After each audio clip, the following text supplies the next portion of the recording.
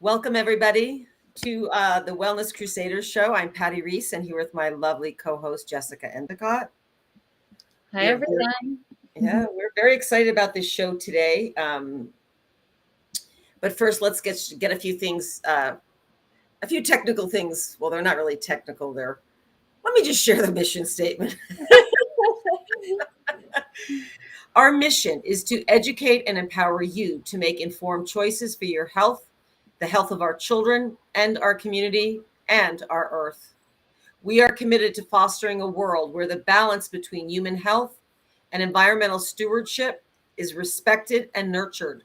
Join us in this holistic and transformative journey as we work together to create a healthier, more harmonious world for all. Please join the crusade. Yes, join us. Join us. What a crusade. It's not like the old days. All right. And the disclaimer, let's get this out of the way. Listeners understand the role of the health coach is not to prescribe or assess micro and macronutrient levels, provide healthcare, medical, or nutritional therapy services, or to diagnose, treat, or cure any disease, condition, or other physical or mental ailment of the human body. Rather, the coach is a mentor and guide who's been trained in holistic health coaching to help clients have positive, sustainable lifestyle changes. The listener understands we are not acting in the capacity of a doctor, a licensed dietitian, nutritionist, psychologist, or other licensed or registered professional, and that any advice given by the coaches is not meant to take the place of advice of these professionals. If the listener is under the care of a healthcare professional or currently using prescription medications, the client should discuss any changes or potential dietary supplement use with his or her doctor and should not discontinue any prescription medications without first consulting his or her doctor. The listener understands that the information mentioned in our talk should not be seen as medical or nursing advice and is not meant to take the place of your licensed health practitioner. Well, that was a mouthful. Oh my goodness. I think our last show was on laughter, right? Was it? We talked about laughter, yeah. I think it was our last show, but well, there's probably going to be a little laughter in this, so that is one way to calm the nervous system. So we're excited today to bring you the show on how to manage anxiety and calm the nervous system. And in order to manage anxiety, you have to calm the nervous system, right? So you can't get to anxiety and release it unless you get the nervous system in a calm state. So we're going to talk about many different ideas around that, and probably many of you have already heard of some of them. So how do you want to start off, Jess? Yeah. Well, so we're going to talk a little bit about the nervous system first. Yeah, we'll talk about the nervous system, and yeah, we'll just go from there. Okay, cool. Just let things flow. So we have our automatic nervous system, and the automatic nervous system is what promotes rest and digest activities. But inside of that nervous system, we also have our parasympathetic nervous system and our sympathetic nervous system. And those are the ones that we're focusing on today. Right on. Right. So we also have our central nervous system. So we have a bunch of systems inside our nervous system. But the ones that we are focusing on today is our parasympathetic nervous system and our sympathetic nervous system. Right. So the sympathetic nervous system is our fight or flight response. That's the stress response. Mm-hmm. Yeah. Fight, flight, freeze, or fawn, right? But it's the one that is activated when we experience a trigger or a trauma or a threat. It's what happens when we experience something like that or we're faced with some danger is that kicks into gear. When that kicks into gear, our body stops sending blood flow to our periphery, or it stops sending blood flow to our vital organs, and it just sends it to our periphery so that we can get out of there. So what it does is it constricts our digestive system. So our digestive system stops flowing. And we're not hungry when we're in a state of fight or flight. And the reason for that is because we are supposed to get out of there. So it sends adrenaline out so that we can get out of there, get out of that situation. Okay. That is why a lot of the times when we are faced with a horrible situation, we just want to run. I've done a lot of that, by the way. Yep. Yep. If I get triggered, I'm like, okay, I'm out of here. Okay, The thing goodbye. is, the thing Peace is, I broke my foot, so I wasn't able to do it the last few months. out. Right. And our sympathetic nervous system Par- is Parasympathetic. our parasympathetic. Yes. Mhm. Our parasympathetic nervous system is our rest and digest. Yeah. So when we are in this state, we are able to think logically and rationally. We are calm and we are resting and we are digesting. So our Mm. digestive system is working, our body, all of our organs are working properly and optimally. Mm. Now, in order to heal, we should be residing in our parasympathetic nervous state, but a lot of us are not. A lot of us are sympathetic dominant, which is the fight or flight response. Right. And a lot of us have lived in that state for a long time. So you'll see people throwing, supplements or drugs, pharmaceutical medications, or they're exercising or they're doing all of these things to try and heal the body, but the body just isn't healing. And of that's because of they're in sympathetic dominance, Right. right? So we are going to teach some techniques today Mhm. on how to activate the parasympathetic nervous system so that you can heal. You can use these techniques and they will be supportive for you on your Mhm. healing journey. For And sure. so Patty is a Qigong instructor. Yes, and honestly, I haven't been teaching qigong, but I'm doing it myself. So, and we're going to bring up a video a little bit about qigong. Not quite yet, though. But I guess what I want to do is just explore a little bit more about, for our listeners, what what other things can trigger the sympathetic nervous system, our stressed fight and flight state. So yes, it can be a trauma, it can be an accident, it can be a phone call about someone, you know, that you loved. I mean, I've had this happen, passing. Um, it can be old past events too that just pop up, but it can also be lack of sleep. Yep. It can be, you know, uh, ah, food. It could be food. It could be triggered by food, like us not getting in the food that we need to keep ourselves calm, which seems funny, right? But it's true. Because if we're not feeding our brain what it needs, we can go into fight or flight, which is also part of hypoglycemia. When we're starving our brain, we're actually in fight or flight. And we talk about that a lot when we talk about hypoglycemia and drops in blood sugar, because and it's tricky, right? Because if you've had a call about someone, or you've had an accident, or you're remembering a trauma, all of a sudden you don't want to eat, right? That's not what you're going to go to. Oh, I think I'll just go make a nice protein shake right now. You're not thinking about doing that, right? You because you're shutting down that rest and digest, that system of going, oh, I need to eat. So we encourage people to still eat something, even if it's just a little bit, even if you're going through that. And when I was going through the experience of my sister dying, I had to make shakes. I wasn't really thinking about food, but I knew I needed to get that in to be able to be present for her in the last days of her life. And the same with my mom. I happened to be there, particularly for my mom in the last 10 days of her life. And I knew I needed to eat, even though it was really traumatic to be there. But I was able to be there because I was feeding my brain as best as I could. And I was taking some aminos too, um, to be able to go through that experience.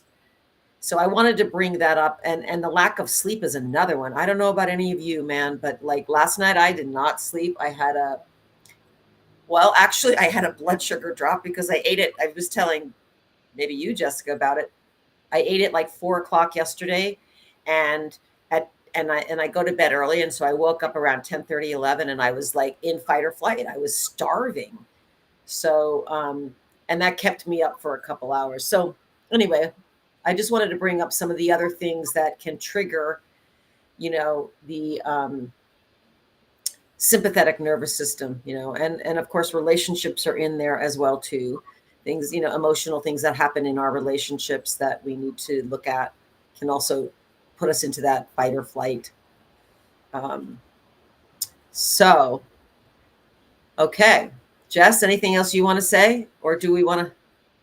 No, I think that's great. So, I think we should talk about our credentials Oh, and well, yeah, why we can talk about this, why we okay, can talk about like what our background is, okay, and yeah, very good. Do you want me to start? yeah, I'm older. I should be the one to start. okay, go for it. Not that much older. I'm so much older. Um, well, my background, I have an undergraduate degree in education, and special education and elementary education. And I have to say, one of the most stressful jobs of my life was teaching second grade in California in the 80s. That was, oh my gosh, it was a very stressful job. Even though I was trying to figure it out, I didn't really know what I was doing in that classroom with 30 second graders. But I also want to add into that, when I was 25, I was also drinking and smoking a lot of weed at that point. So I wasn't really understanding about my nervous system to go in and teach these kids anyway. So that's my degree. Um, I I was very interested in health, and I got interested in health, coming back into health, when my son was 5 years old, and uh, he was in kindergarten, and he was having a lot of, he was having headaches and some mood swings, and the teachers at the school and hard time concentrating, and they were like, well, I think you need to like put him on some medication. And I was like, what do you mean put him on medication? And that was Ritalin at the time, so that was 35 years ago, 34 years ago. I didn't know what Ritalin was. And I was like, what is that? So then I looked it up, and I was like, oh, that's a methamphetamine. I'm not putting my 5-year-old on a methamphetamine. And I started getting into understanding about nutrition and learning about ADD. I was a special ed teacher. So I started studying nutrition. So I was like fascinated, but my child was the one that motivated me to get into it. So, and then I ended up going back to school years later and became a certified holistic health coach in 2000. And it was wonderful. And then I also got a degree. I got a certification in neuronutrient therapy with Julia Ross, and then later with the Academy for Nutrition and Addiction Nutrition, as a nutrition recovery coach. That's when I learned about the aminos and the 5-star pro recovery diet. It was pretty life-changing. And I'll also just say I'm in recovery. I think that's one of my credentials too, for 19 years. So, Yep. but if it wasn't me addressing my nervous system and getting out of anxiety, because part of the reason I smoked pot and drank was because I had anxiety, but I didn't know the underlying reason. Yes, it was trauma. I had to address my father's accident that happened when I was 10 that I witnessed, but I also had to feed my brain, which I didn't know about that. And drinking really helped that. And we did for a temporary time. So learning about the brain and aminos was a critical thing in how I was able to calm my nervous system. And, um, be in the state that I'm in today, which is generally pretty happy. I mean, I have my days, but usually it's when I'm not sleeping or eating well, and that kind of thing. So, Yeah. Well, Jess. and a lot of your credentials, like you are sober today, 19 years, Mhm. because of all of the things that you went and you got credentialed in. So Right. the qigong, the It's strong. nutrition, the amino acid therapy, and your education from being a teacher too, like all of that Right. led you to where you're at right now, and helped you be able to sustain that so Right. bright. Right. And that's why we're here. We're on this show to share with the community, because I believe we all want to be happy, joyous, and free most of the time. And when we take care of ourselves and learn techniques that help us, and I do them too. Like I'm going to talk to you about Qigong in a minute, but I want you to share your credentials and then let's go into Qigong a little bit. Okay. Well, and I'm talking today about mindfulness. So that was so exciting when I started like looking back at some of my past notes for my mindfulness teaching, and it just got me so excited. So my background, I am a functional nutritionist, yoga therapist, mindfulness instructor, and certified recovery coach. And the mindfulness and the yoga therapy, I was able to utilize these when I was working at InBody Academy, teaching yoga teachers how to be teachers, mindfulness teachers how to be mindfulness teachers. And then at the mindfulness retreat where you and I met, Pati, and just this beautiful like way of bringing us together. Just such an amazing story of me using aminos in the past to help me with my brain injury, and also all the trauma that I was undergoing at that time. Yes. My nervous system was a mess. I was in fight or flight. And thank goodness that I was turned on to amino acid therapy, which then later I learned you taught the yoga teacher that taught me about amino acids. So just amazing, beautiful, like way of connecting and the universe bringing us together. So the mindfulness, though, after Charles passed away, I was completely disassociated. Right. And Charles was your husband. Charles was my husband, and I also had a brain injury at that time. So I had the brain injury, and then Charles passed away, and I was so disassociated. Yeah. And I remember walking back one day from a meeting, and my colleague was right there with me, and he was jumping around and being all happy, and he's like, "Come on, Jess, like come on, like come on." And I was a zombie. I was walking, my body was physically there, but I was not. And mindfulness changed my life dramatically from that moment, because it was then that I realized like I was like, "Oh my gosh, I'm not participating in life. I do not even know what is going on right now. He's happy, he's laughing, he's having fun, and I'm not here. I'm not here. I'm completely removed from life."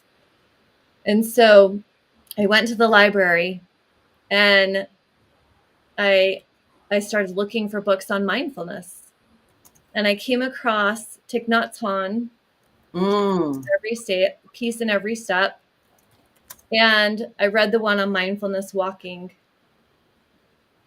And the one on mindfulness walking taught me to start putting my foot on the earth, noticing every movement of every walk, right? Noticing how my foot felt, noticing my sock underneath, noticing the ground underneath, noticing the texture of everything underneath, and then bringing that awareness all the way up.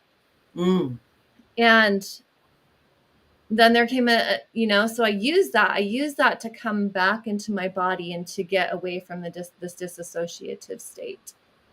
And then eventually I got to get my mindfulness certification and start teaching others. So mindfulness is huge. It's huge for me. There was another time where I was triggered so severely that it put me into a fight or flight response. I was screaming, I was yelling at everybody. My family was my enemy. I could not break out of that trauma and that trigger.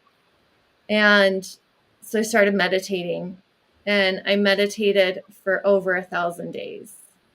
Wow. And now I have no idea. Like I just kept on going. It was 1,000. Okay.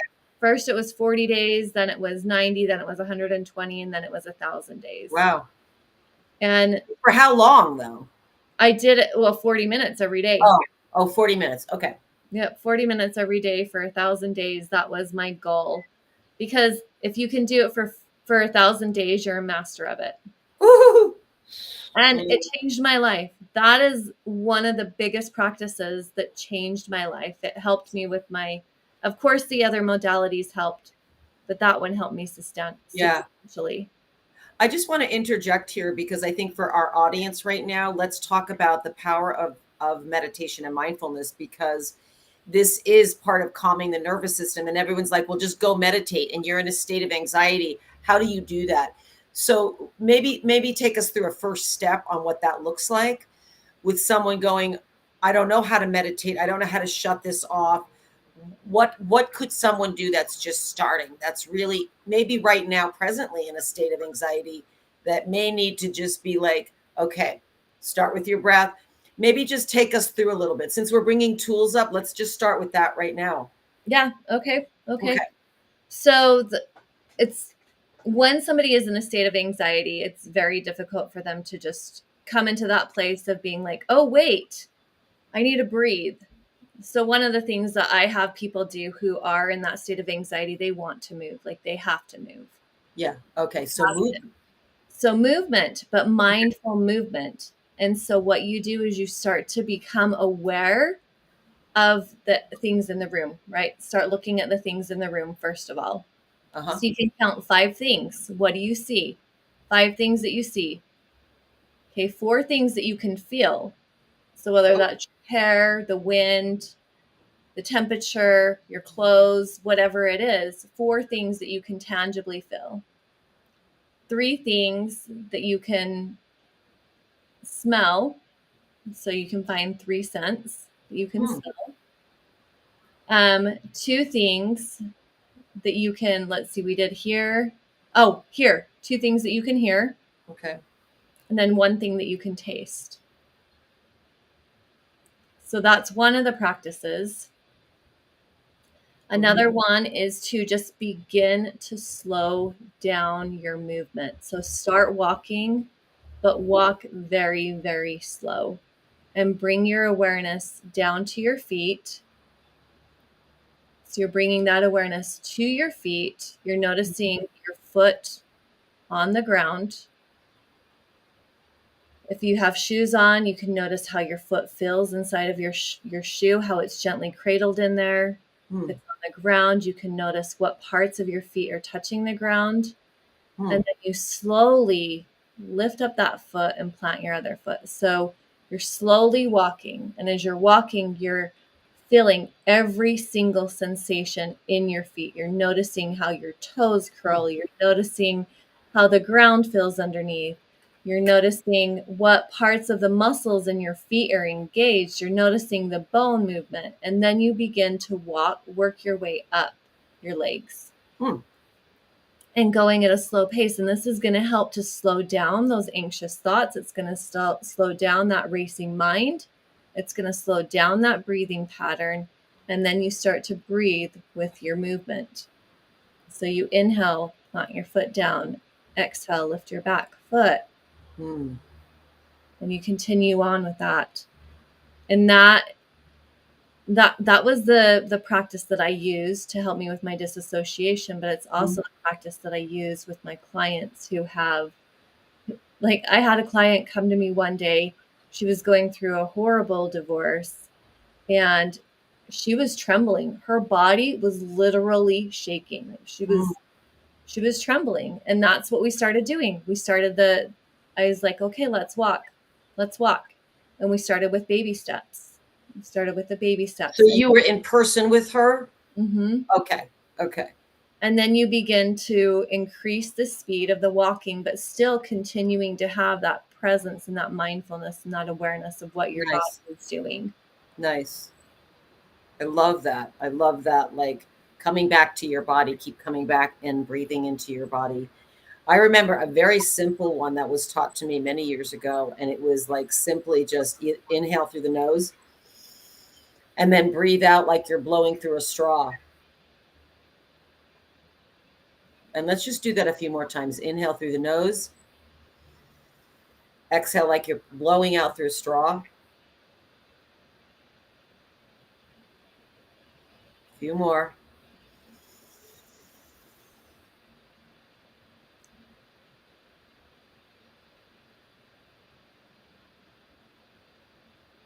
Two more.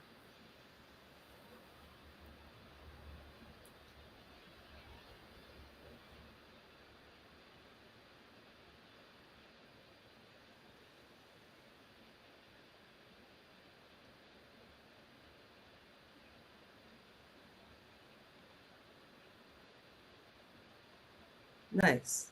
That's just a that was just a simple one that I often do sometimes with my students too, just to get them to switch back. Because oftentimes if I start a different type of breath, it's hard for them to track it, and they're like, the box breath where you inhale 4, hold 4, and then they're Yeah, no, that one's, yeah, that just causes more anxiety. yeah, because they're like, I can't count, I can't breathe. So something that simple. I also want to explore and ask you about this, Jess. Sometimes when you have so much um, stress in your body and anxiety, almost like you need, like you talked about running, right?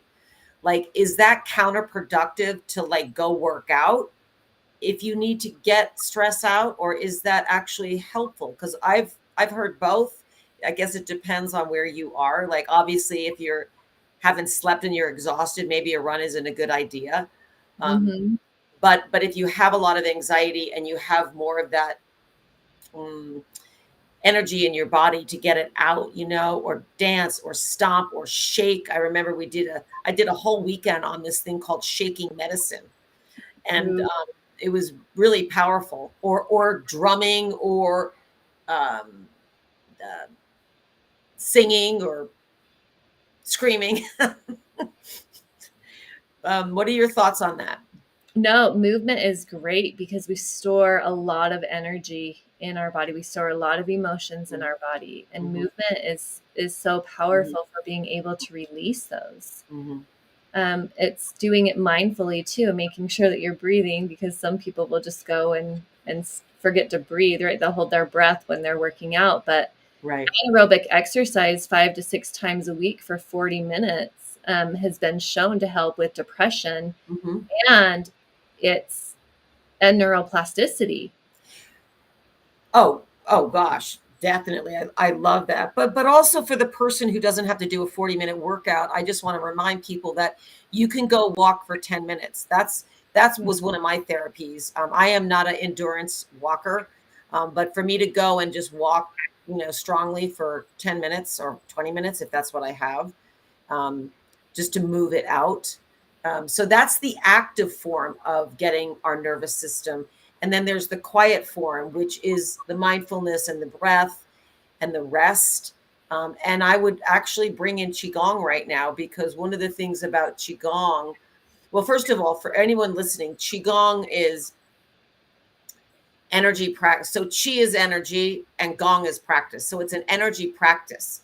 And again, there's active qigong where you're like,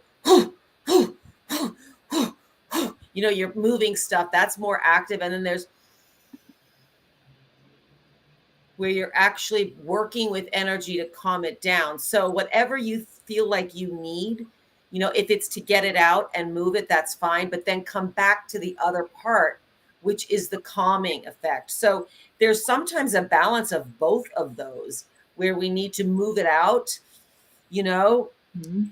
and then we need to bring back in that to that place of homeostasis, which is like going into the parasympathetic nervous system again, right? Getting into that calm, calm. Well, yeah, utilizing that fight or flight to work through it. And mindfulness isn't just quiet and stillness. No, mindfulness is doing anything with intention and awareness and presence. Okay. And so you can do those powerful breaths too. You can do, whoo, Right. Yeah. you know, Yes. yeah. So, and you can do the dishes. Like, there is active mindfulness, like actively doing things, but it's about bringing that which is unconscious into the conscious state and doing it consciously Mm, and love with that. awareness. And so you know that, okay, yes, I have all this anxiety. What am I going to do with it? Like, how am I going to work with it? I just want to run, and saying, okay, I'm going to run. I'm going to listen to my body, and I'm going to run. And now I'm mindfully running. I'm mindfully putting my foot on the ground. I'm mindfully paying attention to what my surroundings are.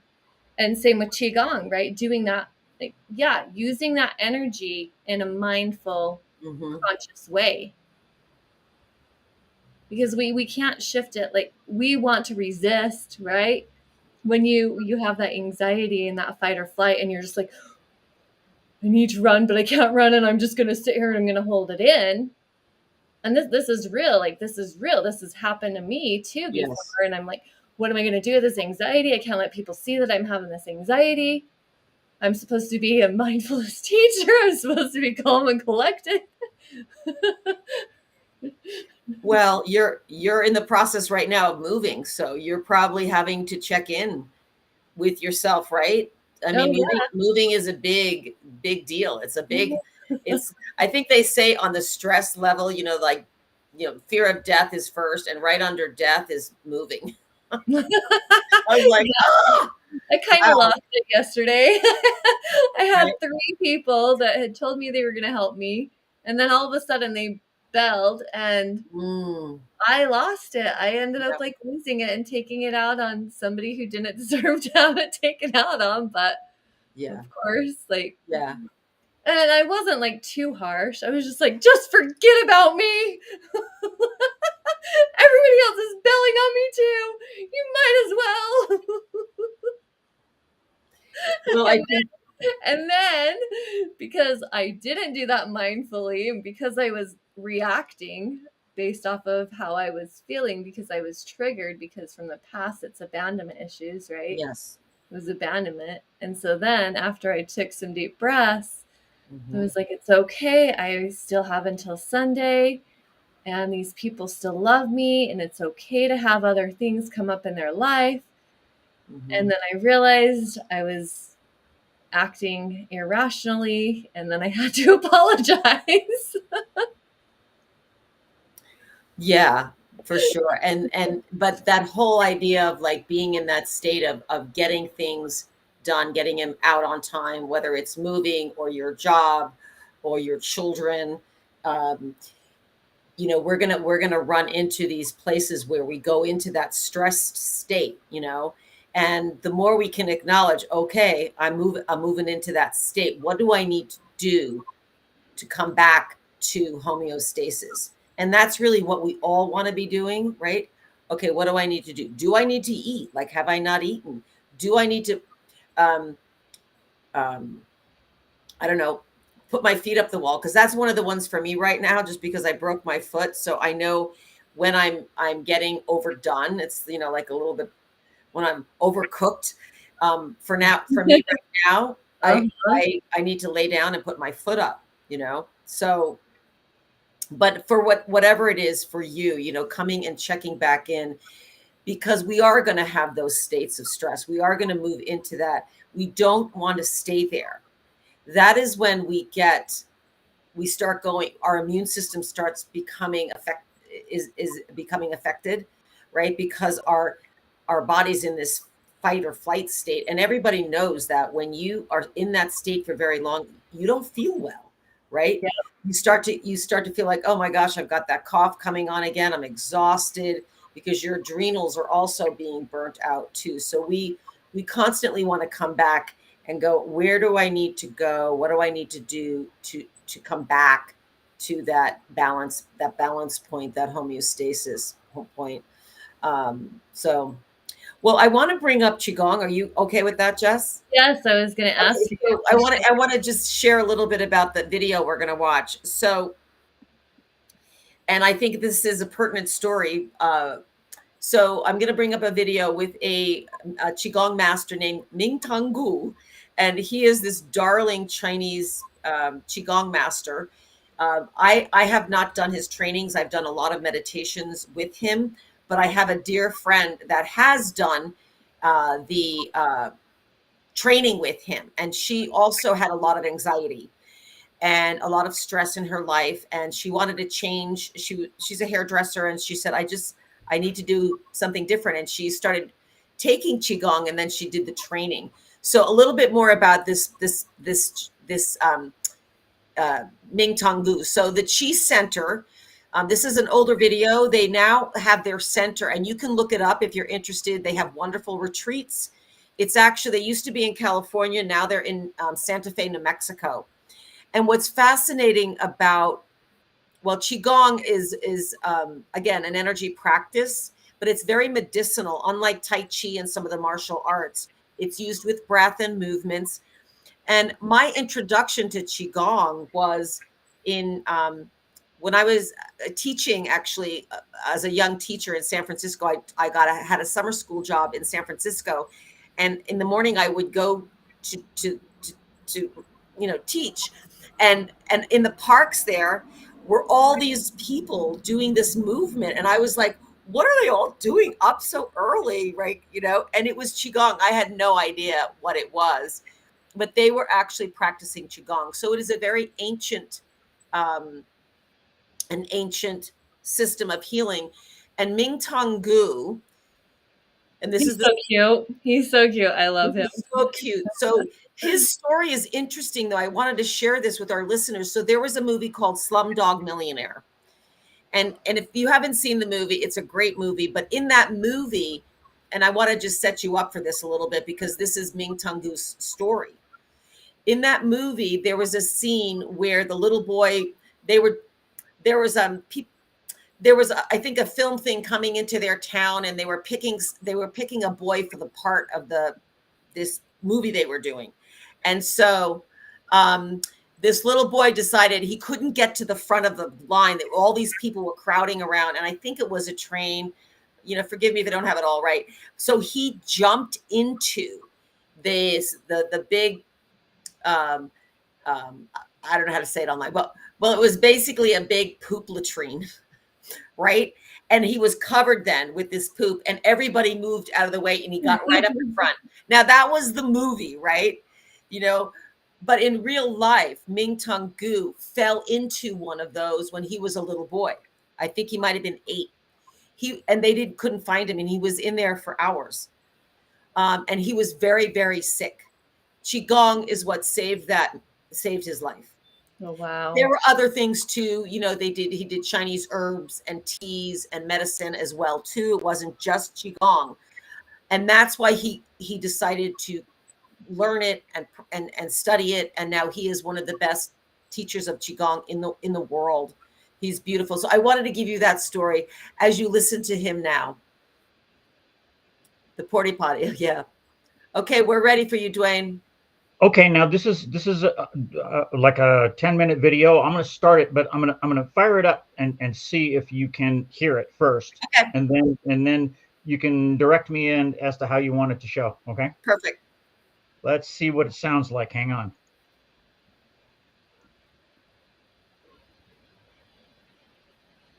So I began first with an acupuncture. Can you guys hear that? Yes, it wasn't the video I was looking for, but let's do it.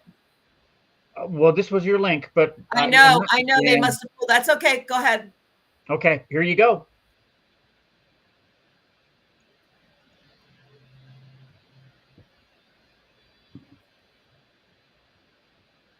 So I began first with an acupuncturist and a Chinese herbalist who immediately directed me to Qigong. And about 8 months into the practice, I no longer had migraine headaches that had been a part of my life for 25 years. And anyone who has had the great pleasure of a migraine headache knows that it's like having an ice pick in your eye for 3 days with the eye watering. I've never had them come back in the last 3.5 years since they left. I no longer have limitations in my low back from arthritis. A frozen shoulder of 25 years dropped back into place. And probably the most important thing is that there's an incredible amount of energy that at the end of the day, I still have and are able to work off of, rather than getting chocolate or sugar or candy or something. And it's a really smooth kind of energy that continues to maintain its vitality all through the day into the early evening. Sometimes I was so tired I'd be like walking with someone. I was embarrassed to say I need to stop, so I'd say, oh, look, those flowers there. So I would find ways of trying to rest. So when I contracted Lyme disease, which was about 5 years ago, I knew that I needed to find something that could help me with my physical health. And about a month into my practice at home, I went to have a massage with a body worker who had worked on my body before I left. She was very familiar with it, and I had a very severe scoliosis. So one side of my back was much higher than the other, shoulders. And so she massaged me on my back, told me to turn over. I turned over and she went, oh! I said, what's the matter? She said, your back is flat. So I came to Qigong for my Lyme disease, and the first thing that happened was my scoliosis straightened. And a couple of doctors said that was impossible, but it happened. What can I say? So I visited my Lyme doctor a few months into this practice, and her question to me after examining me and talking with me, she says, what are you doing for your healing? What is happening for you is far beyond anything that I've been offering you. You know, I'm moving on in my aging process, and yet I have more energy now than I did probably 20, 30 years ago. My life was at about 15% energy. I had chronic fatigue syndrome, and it had destroyed my professional life, my personal life, and most aspects of living. That still even hurts. 3 years later, I'm alive. I've gained back my energy, it's doubled. I've gained back more open heart and connectedness to other people where I had been before and extremely isolated. I have gained back physical being, health, happiness, and a desire to live. I've gone from hopeless to hopeful, and there's no greater gift. I was having trouble walking. Week I had an appointment for surgery for my knees. I have bone on bone in both my knees. I had never done this kind of Qigong before, and I kept thinking, I kept forgetting where I left my poles, and I kept walking, and I couldn't understand it. I mean, it gradually was getting better, and I was just walking around, and I'm not limping. I'm just so excited. Okay. Wow. Right. Wow. Interesting how that we were supposed to see Master Ming Tong, but the universe We were. testimonies. So how beautiful. Which Wow. which actually are actually wonderful too when you actually hear people going through it. And it was emotional with that one guy. He was crying the whole time because when you are hopeless and your body has and the body stops working the way you'd like it to work, and you have a practice that you can do to help you, then that's pretty powerful. So my encouragement to our listeners is to look up the Chi Center. It is, again, in Sedona, Arizona. And I know there's lots of Qigong masters out there. It's not just Ming Tong Gu, but there are free videos that they offer, and there are classes that you can take, regular classes. They are online. If you can find one more locally in your area, that's fantastic. But you can also watch a video. I learned from my friend who taught me, because she was trained by Ming Tong, one called Awaken Vitality. So I can't do it here because it's a little challenging to do on a computer screen, but it takes about 5 minutes. And I do it every other day outside. I try to get my feet on the ground and do it.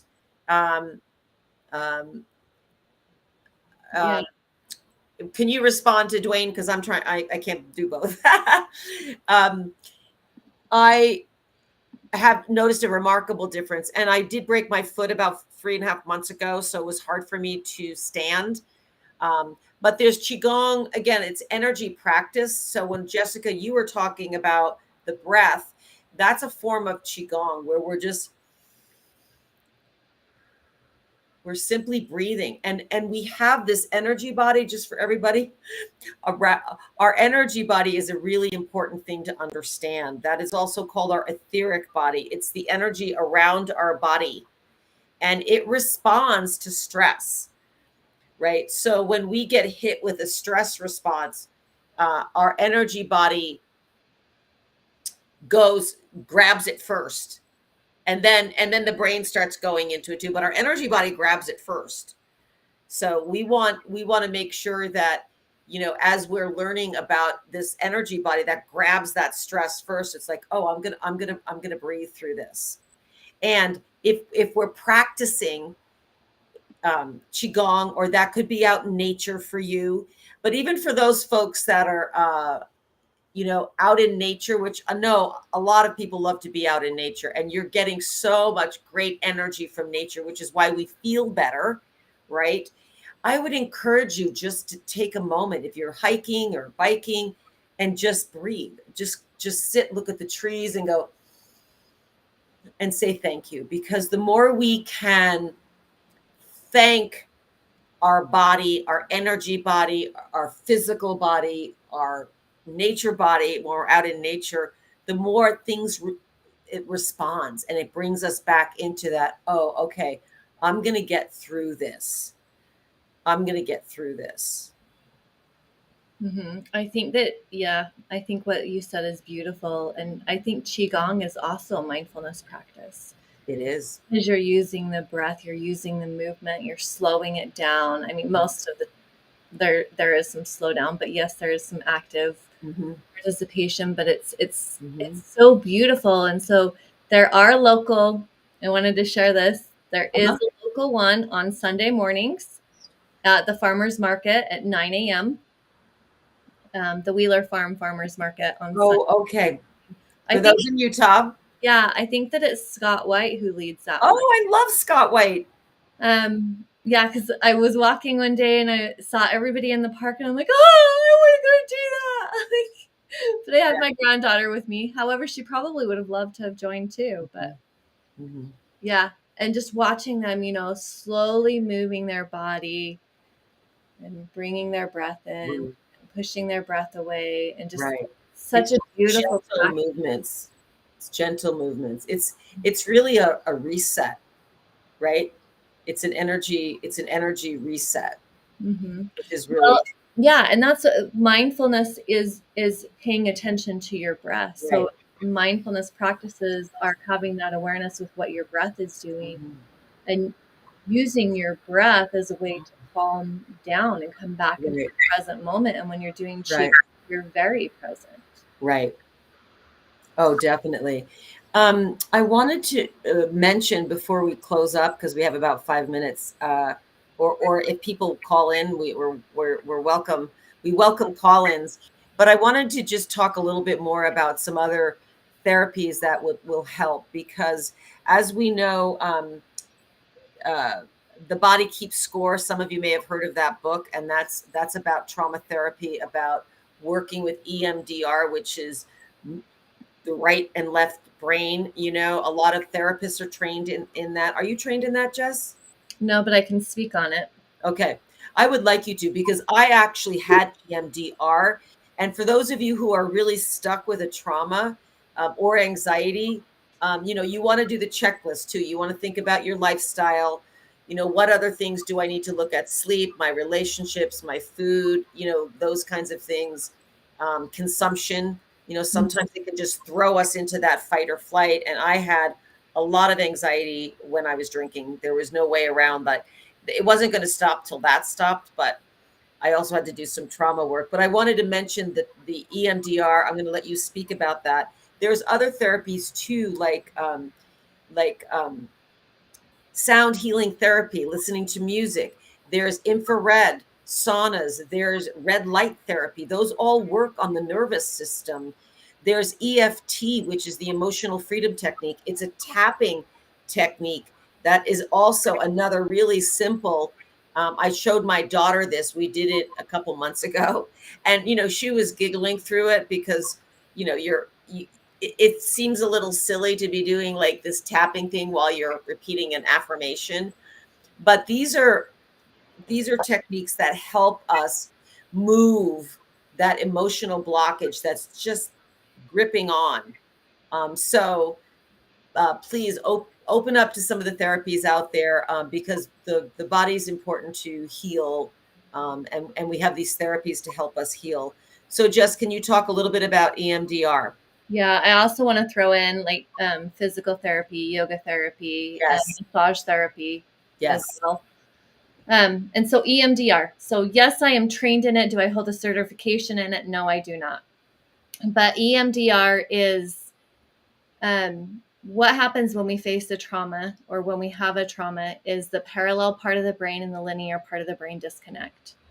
And so the linear part is the timeline. The parallel part is the actual event that happened. Oh. Okay. And so these disconnects. So when you have a trigger, it puts you right back into that trauma, just like it's happening right then and there. This is why people can get just so hyper aroused and react the same way that they have in the past, is because these two parts of the brain have disconnected.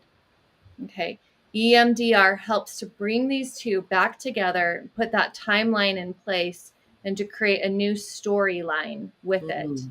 And so you're using touches, like you're using touches or you're using eye movement.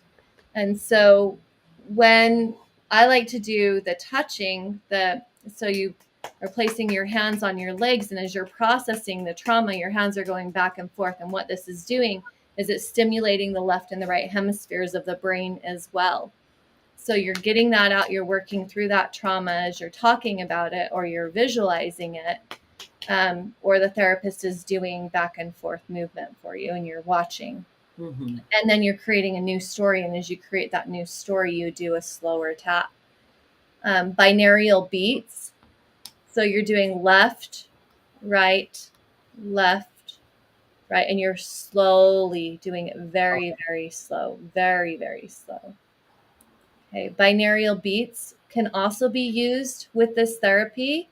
And so what that is it's different parts of beats bouncing from the left to the right. And it's best to use headphones with that, because then you'll hear a sound over on this side, and then you'll hear the sound over on this side.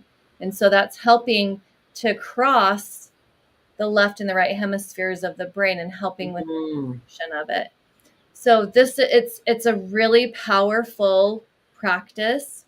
EMDR is amazing. I've seen significant improvements with myself and with clients who have done it. Yes. And family members and friends who have done it. It's an amazing therapy.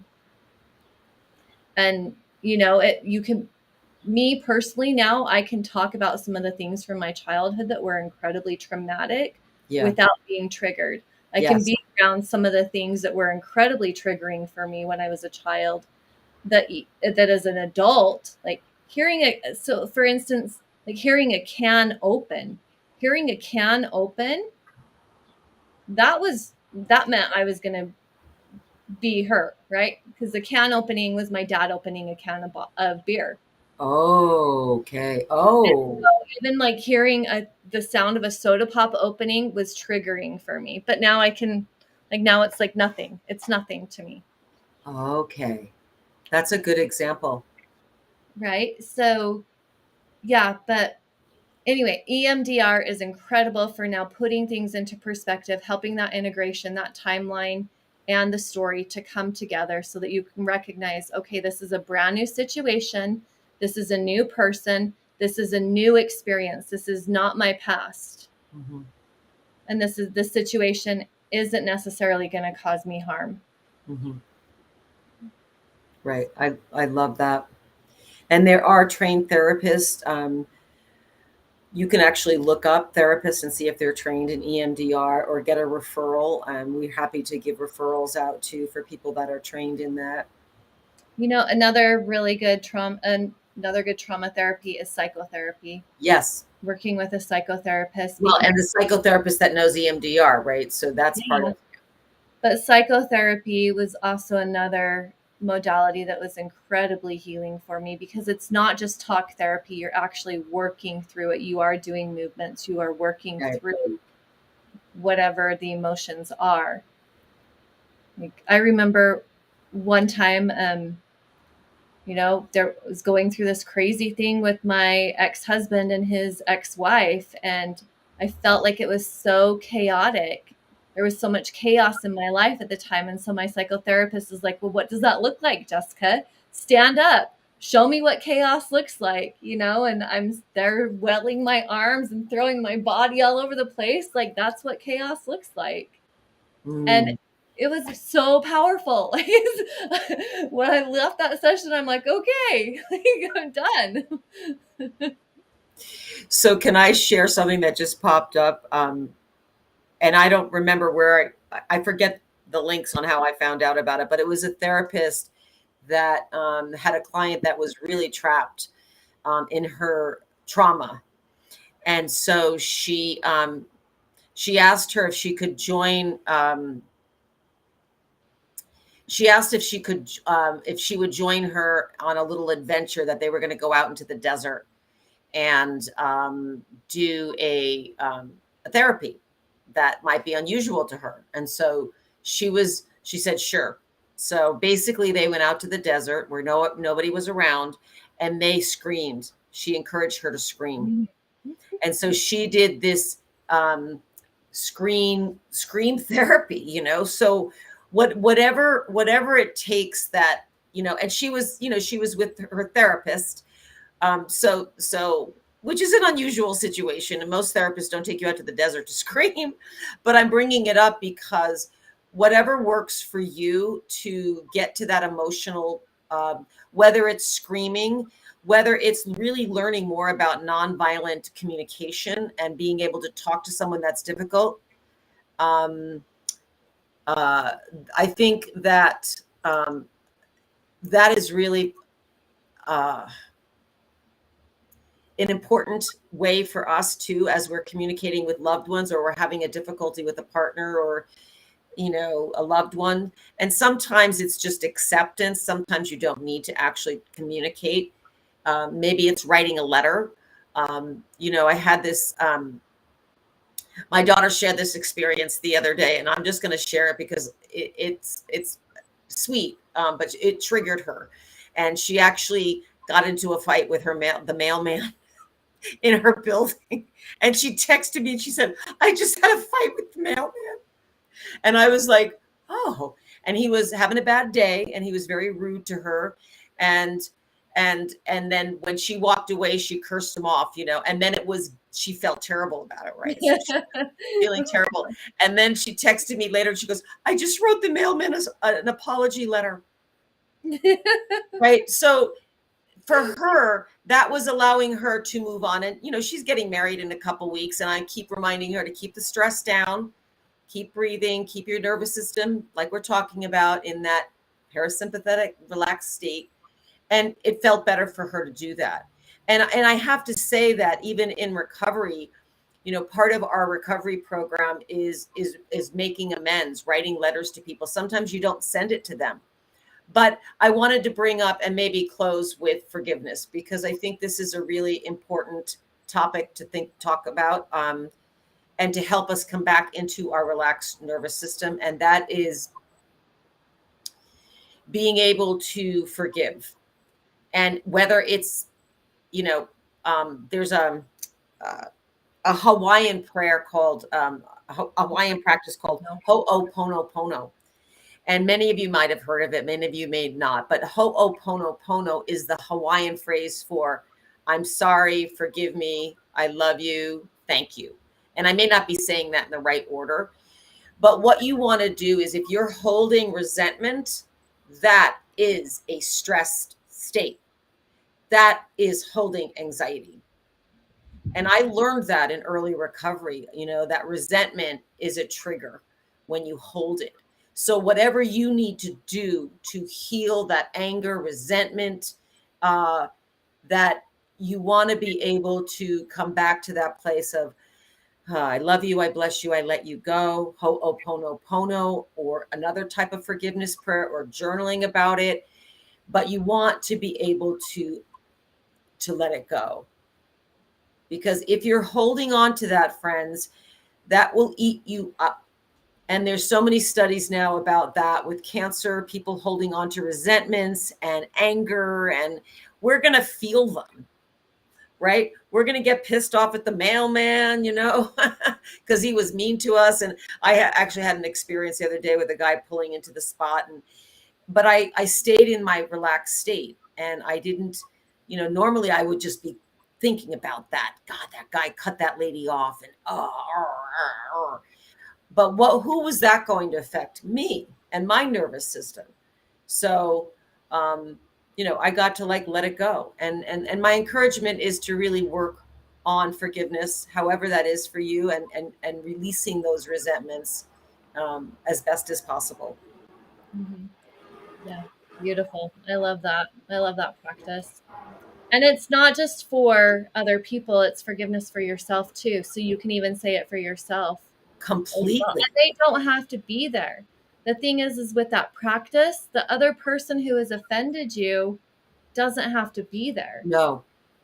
Which is so powerful.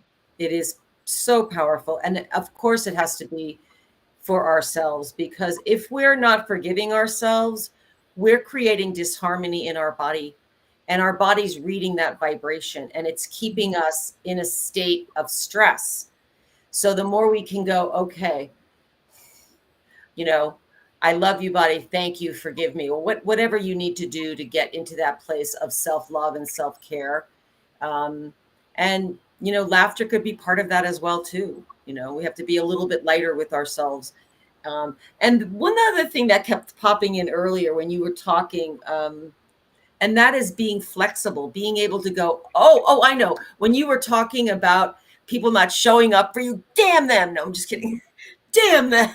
What? I've shown up for them. I was there for them and they didn't show up for me.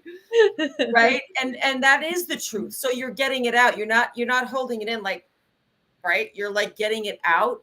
And then it's okay, now what do I need to do? I could have done it in a more mindful way, though. I could have said, hey, I'm very upset instead of just, but thank goodness this person forgave me, right? That I practiced Ho'oponopono. Oh, but Pati, I would love for you to show us a Qigong practice before we finish. Okay, well, I'll try to do it seated. Because normally I'm standing, but I'm going to sit, and I can't really get my camera to stand. So, okay, so I'm going to have you bring your hands out in front. And first, I'm going to have you take your hands and just rub them together and just start creating some chi, some energy. Okay. And just again, be mindful about just rubbing your hands together and feeling that energy. And now release your hands and open them up a little bit and feel the energy between your hands. And if you want to close your eyes, that's fine too.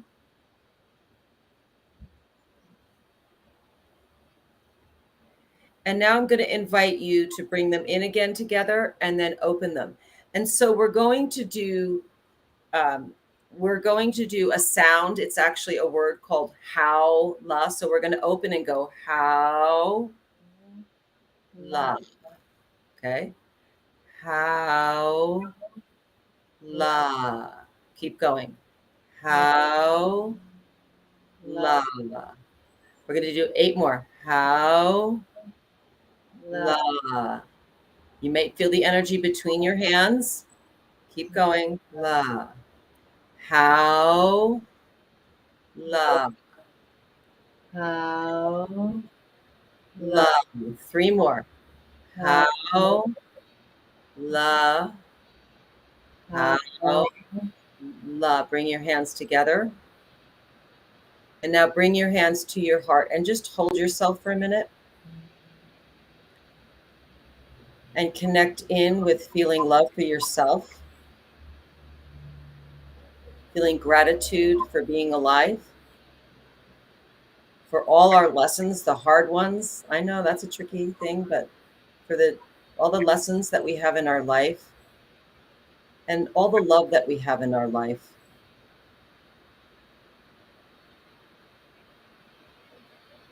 And how la means all is well, getting better, so be it. So I share with all of you, all is well, getting better, so be it. Haola. Hello. Thank you. You're welcome. So, Patty, do you have any classes that are coming up you want to tell everybody? Well, I don't have a Qigong class coming up, but I do it in my backyard at 7 o'clock in the morning if anyone wants to join me. How But would text me first. I have to do a check-in. I do have a plate up class coming up in October. It's a food class. It's a food cooking class. And yeah, it's really fun. It's a self-care class. So that's in October. And that's about it for now. I think we're doing a class too, but we don't know when that's starting, do we? we have our we have our retreat coming up in November. Oh, yes, in November. Mhm. Our wellness recovery retreat. Yep. So to get information on that, please send an email to info@thewellnesscrusaders.com. Mm-hmm. And I have my mindfulness challenge right now that you can join the waiting list for. Oh, that's right. It's a 6-week mindfulness challenge. And so send an email to us at info@thewellnesscrusaders.com. Yep. For any of those events that are coming up. I know that we're also thinking about doing a retreat with Lori for a day retreat. We haven't set a day on that yet, but that's going to be amazing and exciting, and a lot of sound healing, a lymphatic massage artist, yoga, meditation, qigong, good food. Mm-hmm. That would be a day. That'll be our day retreat, and then our retreat in November will be a 4-day retreat. So that's a more of an immersion and really fantastic and delicious. The food will be delicious too, but I love that. And then also our coaching. So if anyone is interested in working with us, we both offer a free intro call to get to know you and see what you're looking for, and then how we can support you. Yep, absolutely. Okay. And you've been watching KMMU, Main Street Media, Utah. We are so grateful to them for hosting Yes. that show. So grateful Thank you. to be here, and that they see the value in having the Wellness Crusaders and being able to talk openly about all things health and wellness. Yep. We come to you from live on X, YouTube, Rumble, and KMMU.org. Thank you, everyone, for listening to our show today. Yes. And please take care of your precious nervous system and have fun. All right. Much love. Much love. Bye for now.